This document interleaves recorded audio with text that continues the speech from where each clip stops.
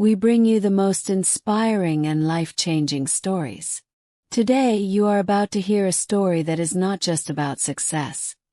It is about struggle, pain, determination, and the power of never giving up. This is the story of a young boy who had nothing. Not a single penny, not a comfortable home, not even enough food to eat. A boy who lost everything at a young age, who had no one to help him, and who faced hunger, loneliness, and endless hardships. But that boy did not accept his fate. That boy refused to give up. He walked for 2 years, covering a distance of 470 kilometers, with no money, no food, and no shelter. He faced storms, hunger, and exhaustion, but he never stopped.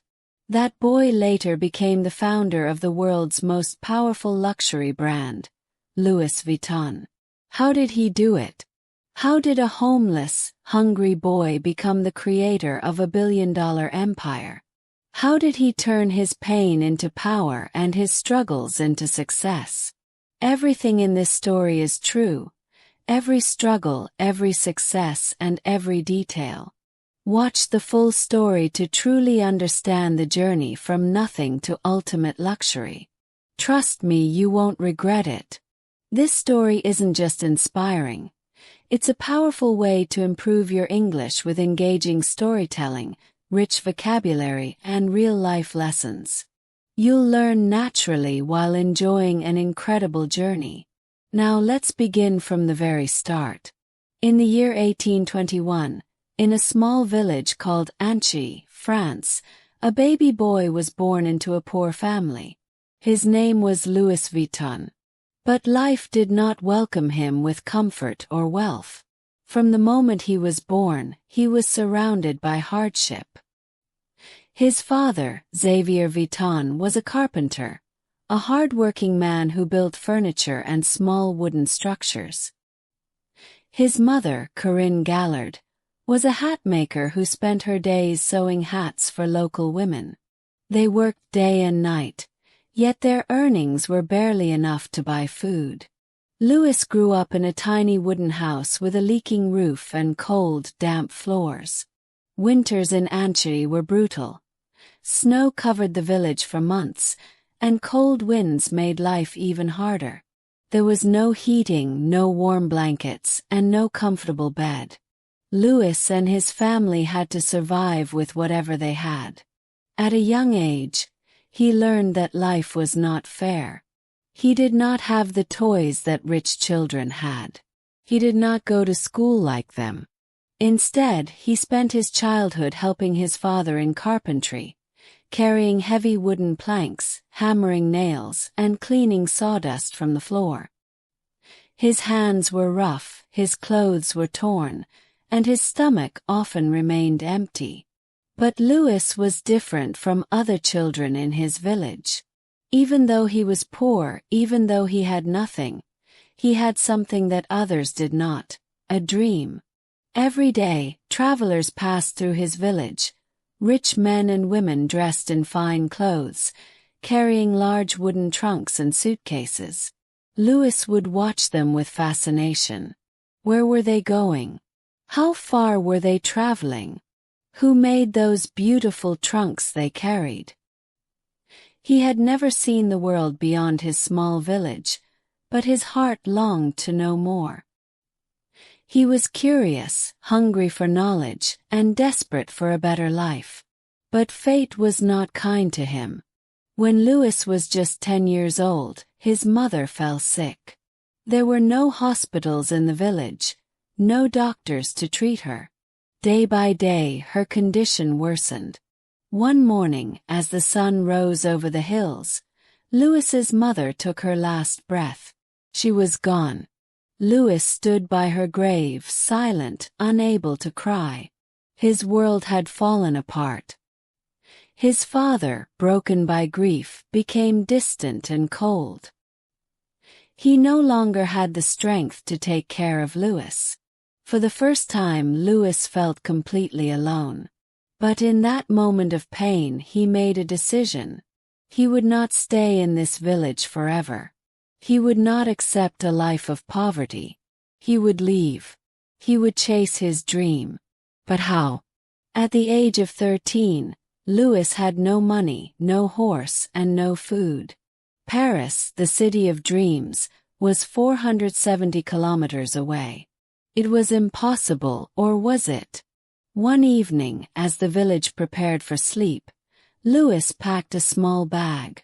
He had no map, no guide, only a dream. He did not tell his father. He did not say goodbye to anyone. Before the sun could rise, before anyone could stop him, Louis took his first step on the long road to Paris. He did not know what lay ahead. He did not know how he would survive. But he knew one thing: he could not stop. He walked for hours, then days, then weeks. His feet were sore, his body weak. Sometimes kind strangers gave him food. Other times he went to bed hungry, lying under trees, using his bag as a pillow.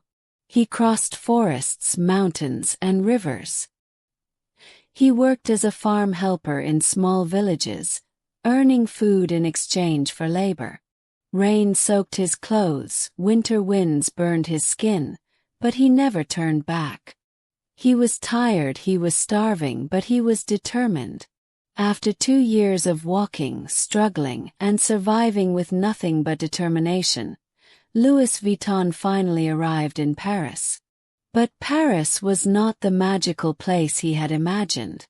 The city was massive, filled with thousands of people, carriages rushing through the streets, and markets overflowing with food and luxury goods. The air smelled of fresh bread, roasted coffee, and perfume, things Louis had never experienced in his poor village. But there was also another side to Paris. The streets were dirty, packed with beggars, thieves, and struggling workers who barely made enough to eat. The reality was harsh. Paris was not a place that welcomed the poor, and Louis had nothing. No home, no family, no money. He stood at the edge of the city, exhausted, his clothes torn, his feet bleeding from the long journey. His stomach growled, but he had no food. For the first time in 2 years, fear crept into his heart. Where would he sleep? How would he survive? The first night in Paris was the hardest. Louis found an empty wooden cart abandoned near a bakery. He crawled inside, pulled his small bag close to his chest, and tried to sleep. The streets were noisy. People laughed, shouted, and horses clattered against the stone roads. Rats scurried around searching for food, but Louis was too tired to care. He closed his eyes, ignoring the cold wind biting his skin. The next morning, hunger forced him to wake up early. He watched as well-dressed men and women entered bakeries, buying golden loaves of bread and buttery croissants. The smell made his stomach twist in pain. He had no choice, he needed work. Louis walked from shop to shop asking for a job, but every time the answer was the same. No experience, no work, no connections, no chance. No money, no food. Paris was cruel to those who had nothing. Days passed and Louis grew weaker.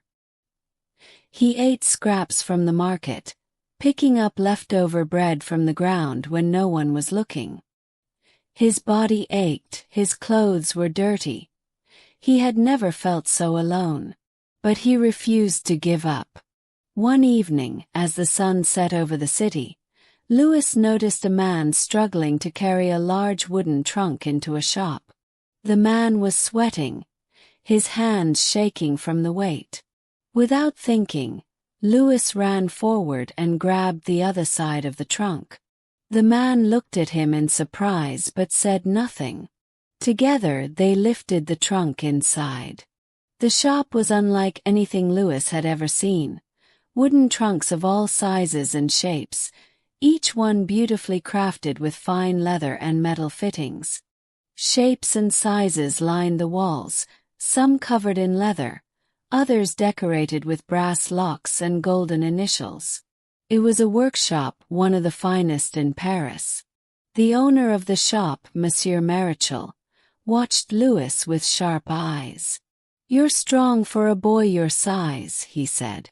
"What's your name?" "Louis Vuitton, sir." Louis took a deep breath. This was his chance. "I want to work." Marichal raised an eyebrow. "Can you make trunks?" Louis hesitated. "No, sir, but I can learn." The old man chuckled. "Everyone says that, but not everyone is willing to do the hard work." Louis's stomach clenched. He had come too far to be rejected again. "Give me a chance," he said, his voice firm. "I will work harder than anyone else." There was silence. Then Marichal nodded. "Fine, you start tomorrow. But don't expect money yet. You work, you learn, and if you're good, then we'll talk about payment." Louis bowed. "Thank you, sir." He had done it. He had found a place to work. But this was only the beginning. The next morning Louis arrived before sunrise. The workshop was freezing. The scent of fresh wood and glue filled the air. Tools were scattered across wooden tables. Hammers, saws, chisels, and needles for stitching leather. Louis was assigned to sweep the floor, fetch tools, and clean up after the workers. At first he didn't mind. He was just happy to be inside, away from the cold streets. But weeks passed, and he was still only doing basic tasks. He wanted to build, he wanted to create. One evening, after everyone had left, Louis stayed behind. He picked up a small wooden panel and began practicing. He hammered, carved, and stitched, imitating the work he had seen during the day. The next morning, Marichal noticed the piece. He lifted it, examining the clean edges and precise stitches. "Did you make this?" he asked. Louis nodded, nervous. Marichal didn't smile, but he didn't scold him either. "From now on, you stay after work. I'll teach you." That night, Louis worked harder than ever. He learned how to shape wood, how to select the best leather, how to stitch with perfection. He watched the master craftsmen, memorizing their every move. Months turned into years. He was no longer just an apprentice. He was becoming a craftsman, and people started to notice. By the time Louis was 20 years old, his hands were no longer those of a poor village boy. They were the hands of a skilled artisan. He was faster than the other workers, more precise in his craftsmanship, and more creative with his designs. Nobles and wealthy customers began requesting him by name. "I want my trunk made by Vuitton. That boy makes the finest trunks in Paris." His reputation grew. He was no longer just a poor worker. He was someone valuable. One day, a woman entered the shop. She was elegant, wearing a luxurious silk gown and a pearl necklace, but it was her name that changed everything. She was Empress Eugenie, the wife of Napoleon III, the ruler of France. She was not just another wealthy customer. She was royalty. Her silk gown shimmered under the golden chandeliers of the workshop. Her diamond earrings sparkled as she glanced around, unimpressed by the ordinary trunks lining the walls. But when her gaze fell upon Louis, her sharp eyes narrowed. "Are you the young craftsman they call Vuitton?" she asked, her voice smooth but commanding. Louis swallowed hard. He had worked for years perfecting his skills, but nothing had prepared him for this moment. "Yes, Your Majesty," he replied, bowing slightly. She studied him for a moment, then turned to Monsieur Marichal, the workshop's owner. "I need a trunk, but not just any trunk," she said. I travel often, and my trunks are too heavy, too impractical. I want something elegant yet functional, something no one has ever seen before. Louis's mind raced. This was his chance. If he impressed the Empress, his name would spread through the entire country. But if he failed, he would lose everything. Louis had seen the problems with traditional trunks. Back then, travel trunks were bulky, round-topped, and difficult to stack. They were covered in thick leather, making them heavy and impractical. Most importantly, they were not designed for modern travel. But Louis had an idea, something that had never been done before. He stepped forward, his hands slightly trembling. Your Majesty, what if I create a trunk that is light, elegant, and stackable? He said. A flat-topped trunk covered in waterproof canvas instead of leather. It will be durable, easy to carry, and perfect for your travels. Silence filled the room. Marichal looked at Louis as if he had lost his mind. No one had ever dared to change the traditional design of a trunk. But Empress Eugenie tilted her head, intrigued. A flat-topped trunk, canvas instead of leather, she repeated. That is interesting. Can you do it? Louis's heart pounded. Yes, Your Majesty. I will create a trunk unlike any other. A small smile played on her lips. Then do it, Vitan. Impress me. For weeks Louis worked day and night. He knew this was his moment to prove himself, not just to the Empress, but to the entire world. First he designed the frame. Instead of using the usual thick, heavy wood, he chose poplar wood, which was lightweight yet strong. Next, he replaced the traditional rounded top with a flat surface. This simple change allowed trunks to be stacked neatly, making them perfect for long journeys. But the biggest innovation was the material. Instead of using leather, Louis experimented with a waterproof Trianon canvas, a light gray, durable fabric that resisted moisture and stains. It was unlike anything seen before. Days turned into weeks. Louis barely slept. His hands were covered in cuts and glue. He skipped meals, too focused on making the perfect trunk. When the final piece was ready, it was breathtaking. The canvas shimmered under the light, smooth and elegant. The brass locks gleamed, securing the trunk tightly. The craftsmanship was flawless. It was not just a trunk, it was a masterpiece. The day of the presentation arrived. Louis stood in the grand hall of the Empress's palace, his heart pounding.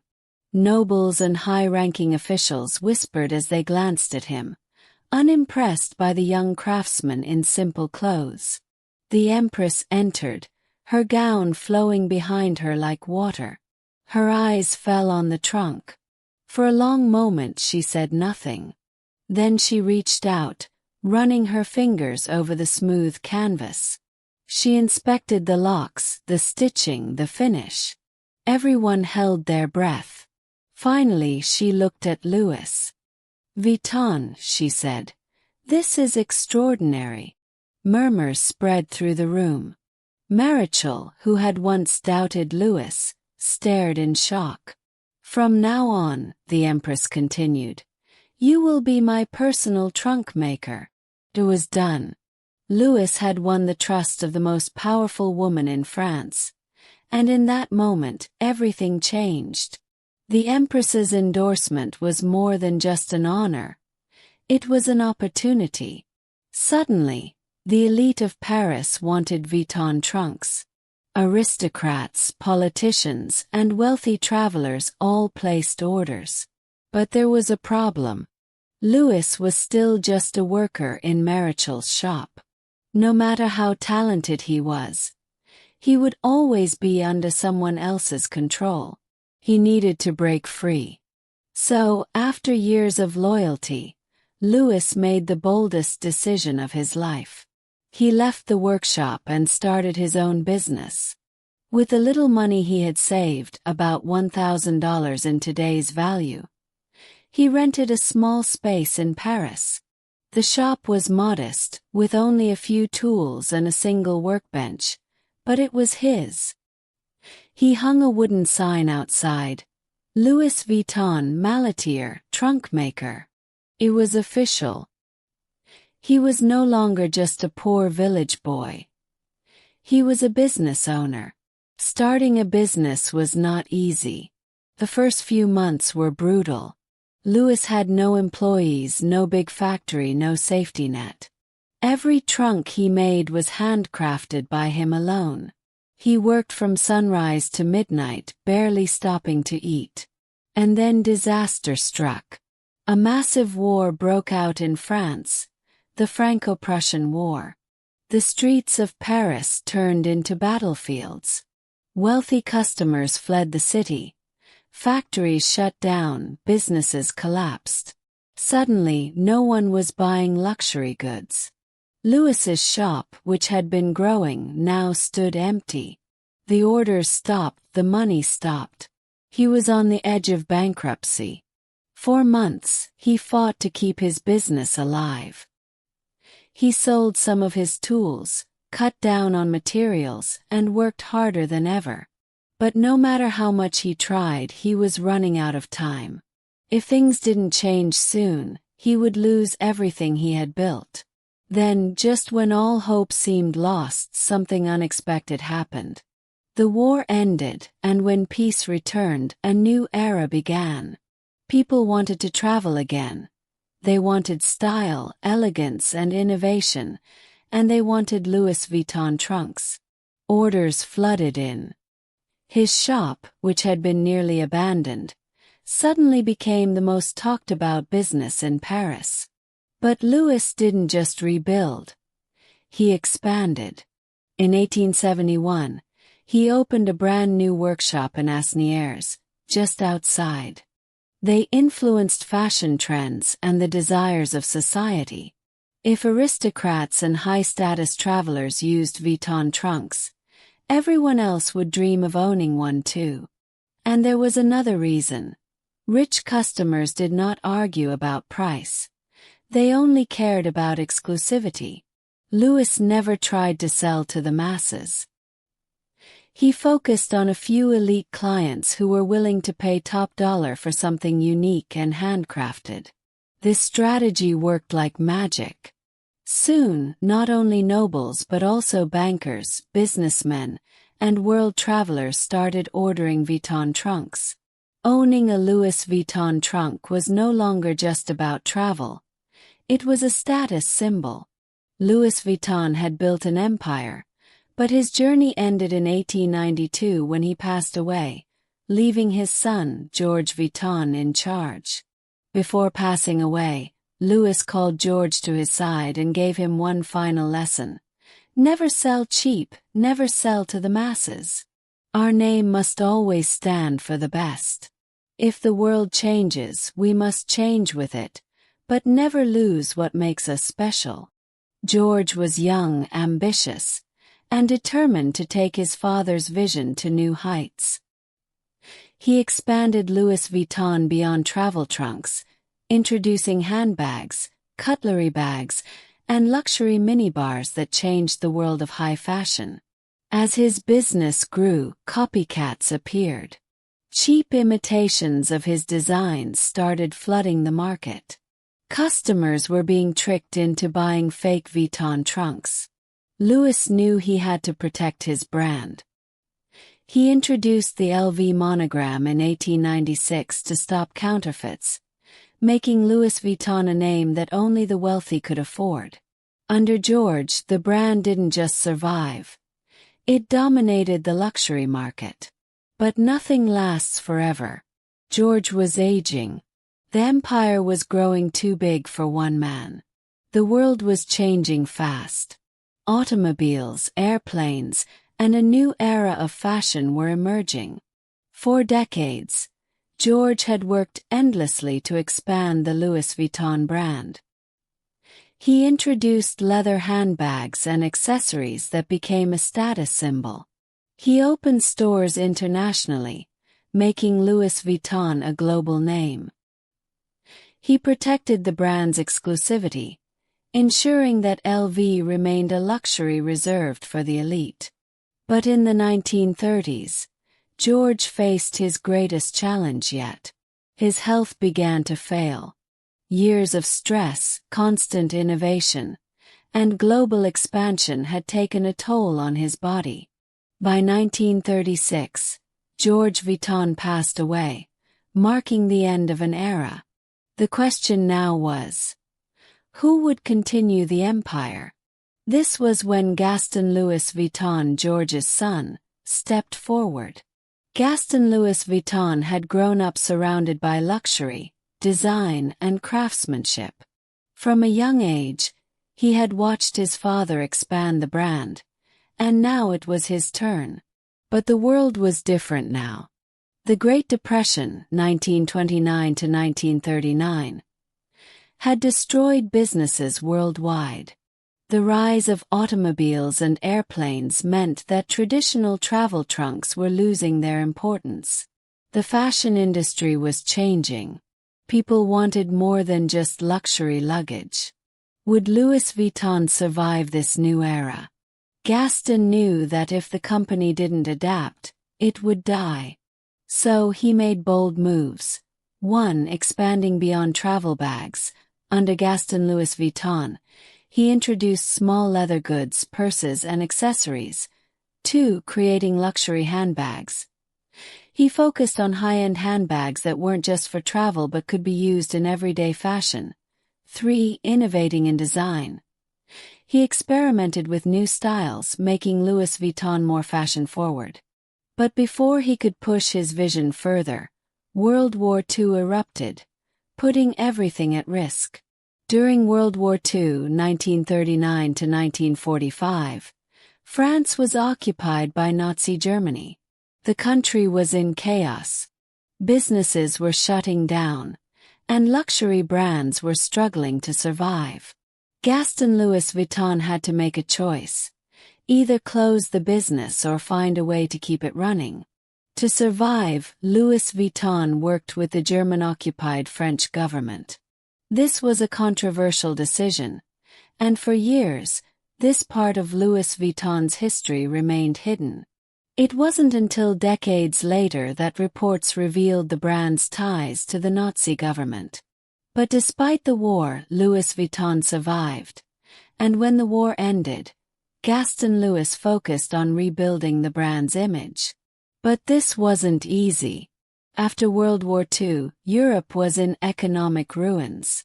The luxury market was weak, and people weren't thinking about expensive handbags or designer luggage.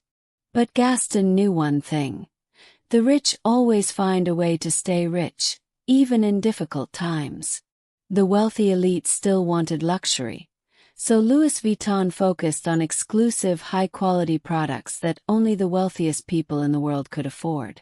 This strategy worked, and by the 1950s, Louis Vuitton was back on top. During this time, Louis Vuitton introduced some of its most famous handbags, including the Speedy bag, designed for fashionable women on the go.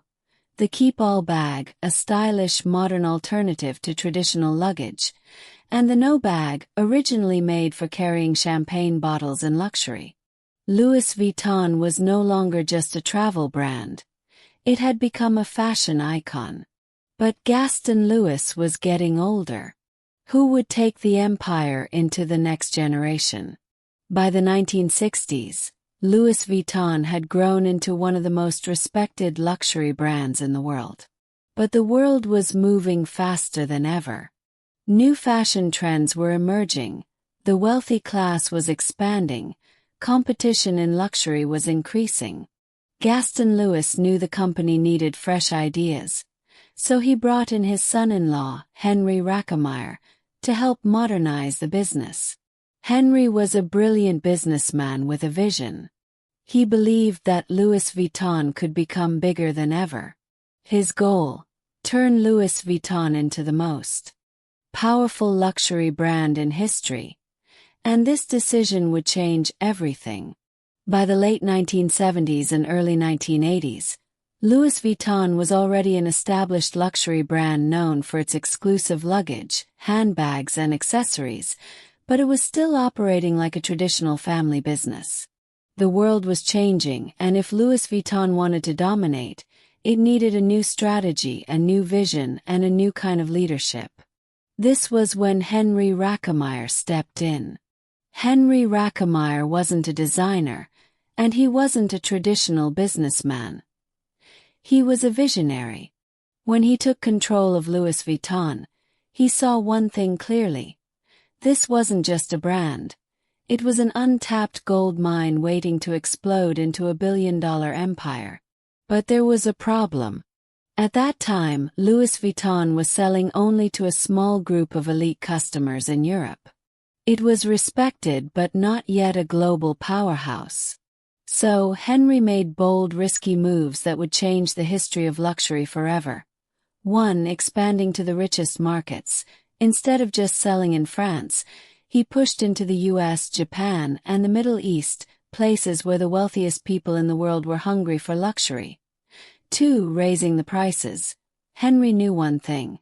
The more expensive an item is, the more people desire it. He increased prices to levels that only the rich could afford. A Louis Vuitton handbag wasn't just an accessory. It was a symbol of status. 3. Luxury shopping experience. Louis Vuitton stores were no longer simple shops. They became palaces of luxury where customers felt special. Every store had private shopping areas, champagne service, and VIP treatment. But this was just the beginning. Louis Vuitton wasn't trying to sell to everyone. The brand targeted the top 1% of the world. The millionaires, billionaires, celebrities, and royalty.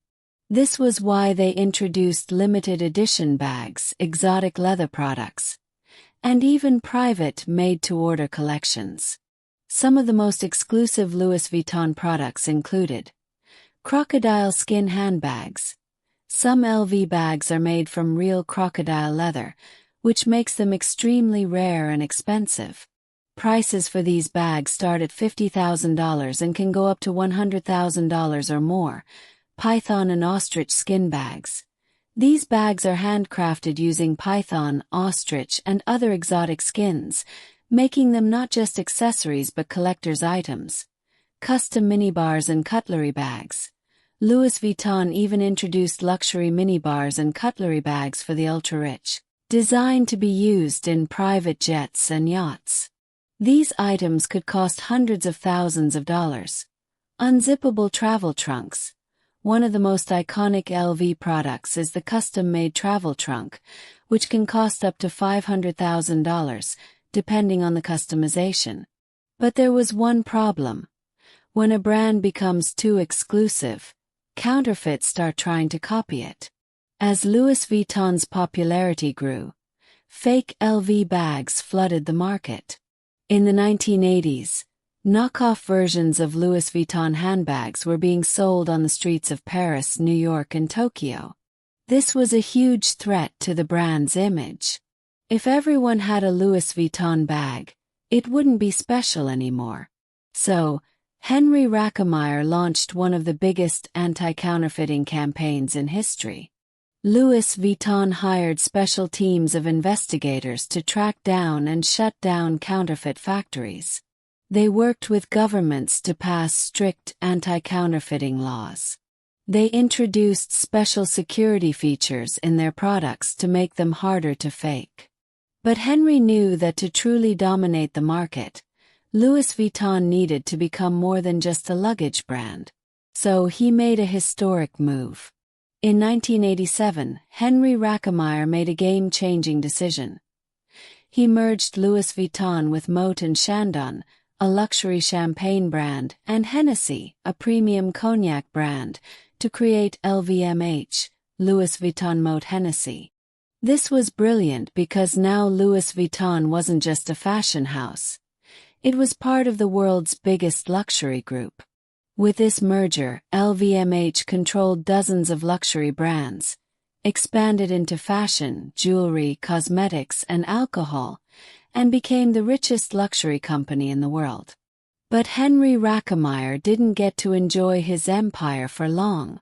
As LVMH grew, a new player entered the scene, a young businessman named Bernard Arnault. Arnault was hungry for power. He saw that LVMH was a golden opportunity, and he wanted to take control. In 1989, he used aggressive business tactics to push Henry Rackemeyer out and took full control of LVMH.